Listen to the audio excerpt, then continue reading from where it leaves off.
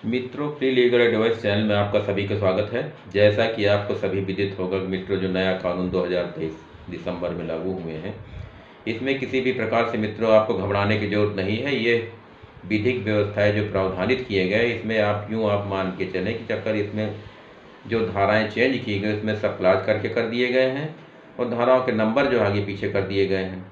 तो इसमें आपको किसी भी प्रकार से कोई घबराने की जरूरत नहीं है। इसमें धारा की जो परिभाषा वही है, सजा का प्रावधान वही किया गया है। सिर्फ आपको बीच में जो गुमराह करके ये कहा गया नहीं ये नया कानून आ गया है, नए कानून से आपको बहुत अच्छी व्यवस्था दी जाएगी, बहुत आपको अपराध का जो है कम हो जाएगा, तो ऐसी संभावना आप अपने दिमाग से हटा दीजिए। ऐसा कुछ नहीं है। अपराध उसी प्रकार से घटित हो रहे हैं, नया कानून किसी प्रकार से कोई हुआ नहीं है।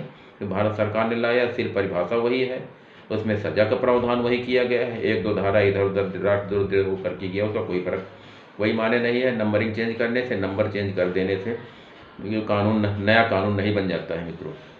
कानून जब नया बन जाता है उसमें आप जो दी हुई परिभाषा उसको आप परिवर्तित करें, नहीं इसका 302 में ये सजा का हम ये प्रावधान करते हैं, 304 ये करते हैं, 306 हम ये सजा का प्रावधान करते हैं और 306 में हम ये प्रावधान, 307 में हम ये करते, 8 में करते, 324 में ये करते। अगर उसकी परिभाषा में अगर परिवर्तन ले आते तो हम मान लेते कि नया कानून संशोधित हो गया है, पूरी तरह से इसका लाभ जो आपको मिलेगा।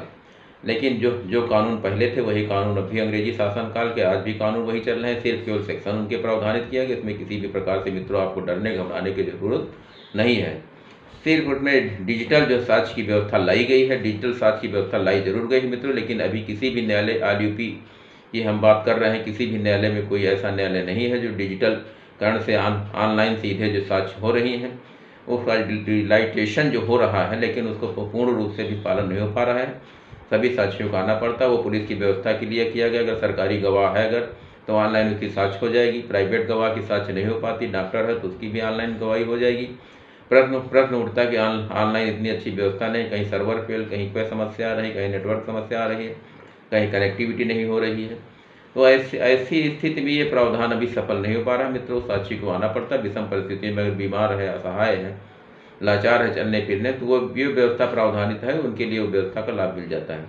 लेकिन आम आदमी का लाभ इससे जो है डिजिटल जो व्यवस्था दी गई है ऑनलाइन सीधा साक्ष्य के, उसका लाभ अभी आम आदमी के पहुंच से दूर है। आम आदमी को न्यायालय आना पड़ेगा, साक्ष्य देना पड़ेगा, सिर्फ केवल पुलिस के लिए और डॉक्टर के लिए और सरकारी अन्य गवाहों के लिए उनके लिए व्यवस्था की गई है, तो उनको सहूलियत मिले। किंतु अगर ऑनलाइन गवाही होती है, अगर मान लिया दरोगा इंस्पेक्टर कहीं दूसरे जनपद बैठा तो उसका दबाव नहीं हो पाता है, वो सीधे मनमानी तरीके से साक्ष्य देते हैं जिससे मुकदमे छूट रहे हैं। ऐसी स्थिति में ये जो व्यवस्था दी गई है, व्यवस्था किसका पूर्ण अभी लाभ जो है विधिक रूप से नहीं मिल पा रहा है। इसमें अभियोजक की क्षति होती है और मुलजिम को लाभ मिलता है। तो इन विभिन्न परिस्थितियों में चक्कर अभी जो साक्ष्य जब न्यायालय में आकर उपस्थित होते हैं तो उसमें न्यायालय का दबाव बनता है, अधिवक्ताओं का दबाव बनते हैं। ऐसी स्थिति में साक्ष्य जो है गड़बड़ नहीं होने पाती है, लाभ जो है अभियोजन को मिलता है। अगर मान लीजिए वहाँ ऑनलाइन होगा तो ऑनलाइन में लाभ इसमें एक्यूज को लाभ मिलता है।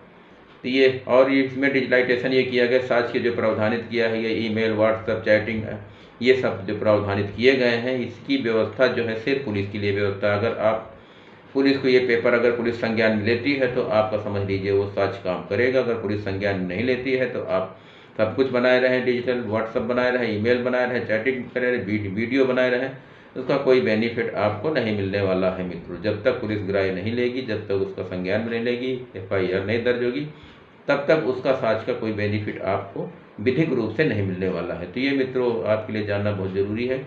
इसमें आपको कोई घबराने की जरूरत नहीं है। नया कानून जो बना हुआ है बिल्कुल सामान्य तरीके से वैसे ही कानून है, अंग्रेजी शासनकाल कानून है, परिभाषा वही है, सारी व्यवस्था वही है। इसमें किसी भी प्रकार से आपको घबराने की, डरने की जरूरत नहीं है। सब कुछ वही व्यवस्था है, सिर्फ केवल मात्र सेक्शन के आगे पीछे कर दिया, कुछ सेक्शनों में 10-10 अंतर कर दिया गया, कुछ में 2-2, 4-4 के डिफरेंसेज में कर दिए गए हैं। इसमें आपको कोई घबराने की जरूरत नहीं है। इस कानून को आप EIG माने, जो पहले कानून था वही कानून अभी है। कुछ भी विशेष ऐसे परिवर्तन नहीं है जिससे आप घबराएं और परेशान हो, और हरेसमेंट ऐसा कुछ नहीं है मित्रों। धन्यवाद।